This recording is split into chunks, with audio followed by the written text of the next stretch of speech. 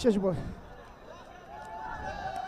দেখতে দেখতে আরেকটি বল, এই বলটি ব্যাটসম্যান হয়তোবা তার এরিয়ায় পেয়েছেন, ঘুরিয়ে মেরেছেন আকাশের উপর দিয়ে, বল চলে গেল সীমানার বাইরে এবং 6 রান। অনেকক্ষণ পর আজকে একটি ছক্কার মার দেখতে পেলাম, অনেকক্ষণ পর।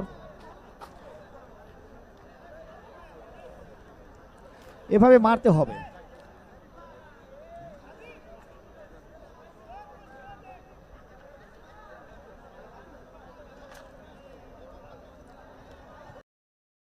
চলে যায় এবং একটি রান।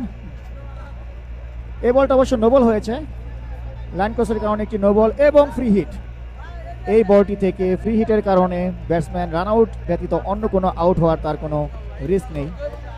সো ব্যাটসম্যান হাত খুলে ব্যাট খুলে যে কোনোভাবে এই বলটিকে খেলতে পারেন উইদাউট এনি রিস্ক। দেখা যাক কি হয়।